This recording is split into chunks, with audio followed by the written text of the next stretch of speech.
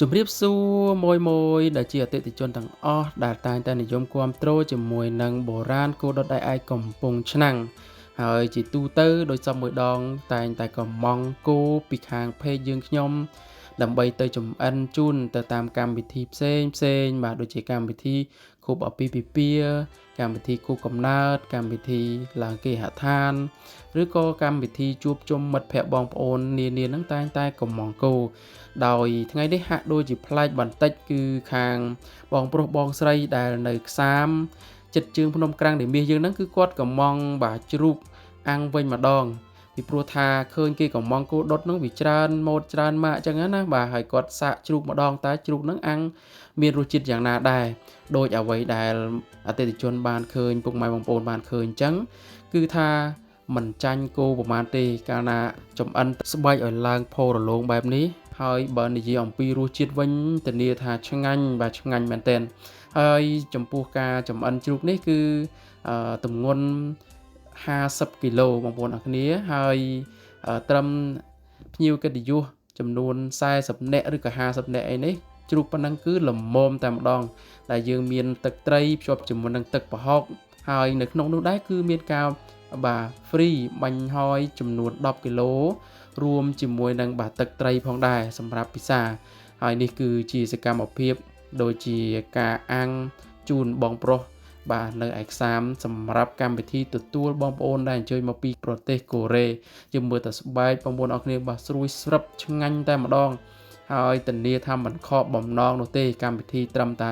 ល្មមល្បាក់ល្បាល់ភ្ញៀវកិត្តិយស40នាក់50នាក់នេះគឺហូបមកល្មមបរិបូរគ្រប់គ្រាន់ហើយរសជាតិវិញធានាថាឆ្ងាញ់បាទជក់ចិត្តសម្រាប់កម្មវិធីគឺរលូនដូចដែលពុកម៉ែបងប្អូនបានទស្សនានៅក្នុងវីដេអូនេះហើយនេះយើងឃើញថាបាទទស្សនវិជ្ជាជាក់ស្ដែងនៅក្នុងកម្មវិធីបាទមុននឹងឆ្អិនចាប់ដើមឈ្ងុយទៅដល់ម្ចាស់កម្មវិធីហើយការងារក៏ចាប់ផ្ដើមចាប់ភ្លះហាន់សាច់ហាន់ស្បែកដើម្បីឲ្យបងដែលជាម្ចាស់កម្មវិធីហ្នឹងបានភ្លក់មុនគេបាទបន្តមកទៀតគឺមានការអាំងបបវៀនរួចហើយមានការលាបទឹកសុសទឹកអីធ្វើឲ្យមានរសជាតិនឹងឡើងថែមមួយកម្រិតទៀតបាទនេះពិតជាពិសេសមែនទែននៅថ្ងៃនេះយើងឃើញថាខាងបងប្រុសបងស្រីនឹងពិតជាពូកែរនឹកមែនទែនបាទជាធម្មតាគេ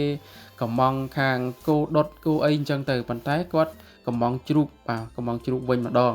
គិតថាតម្លៃជ្រូកនេះអាចធូរថ្លៃជាងគោបន្តិចបន្តួចអញ្ចឹងណាហើយ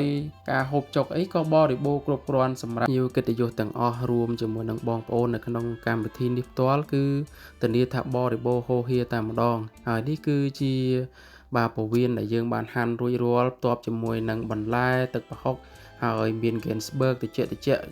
ឈាគ្នាទៅវិញទៅមកអូធានាថាឡើងរសជាតិបាទមួយកម្រិតទៀតតែម្ដងហើយបើនិយាយអំពីទឹកត្រីទឹកប្រហុកវិញធានាថាឆ្ងាញ់បាទបានពិសាម្ដងហើយគឺមានអារម្មណ៍នឹកចង់ពិសាម្ដងទៀតរួមជាមួយនឹងស្បែកជ្រូកដ៏ស្រួយដោយដែលបងប្រុសកំពុងតែពិសានេះគាត់ថាអូបាទស្រួយមែនទែនហើយឈ្ងុយហើយមានអារម្មណ៍ថាឆ្ងាញ់តែគាត់ឲ្យមេដៃចំពោះបាទក្រុមការងារយើងតែម្ដងហើយក្រៅពីនោះឃើញប្អូនបាទដែលជាកូនរបស់បងហ្នឹងក៏បានភ្លក់ផងដែរបាទប្អូនស្រីក៏បាននិយាយថាអូស្រួយពេញមាត់ហើយឆ្ងាញ់តែម្ដងហើយឥឡូវនេះបន្ទាប់ពីបានភ្លក់រួចរាល់ហើយក៏អ៊ំស្រីចាប់ដើមលើកបន្លែបាញ់ហយរួមជាមួយនឹងសាច់ជ្រូកហ្នឹងទៅបាទកន្លែងភ្ញៀវកិត្តិយសតែម្ដងជាចុងបញ្ចប់សូមគោរពជូនពរទៅដល់បងប្រុសបងស្រីដែលជាម្ចាស់កម្មវិធីសូមទទួលបានលាភសំណាងសិរីសួស្តីគ្រប់គ្នាអរគុណគោរពលា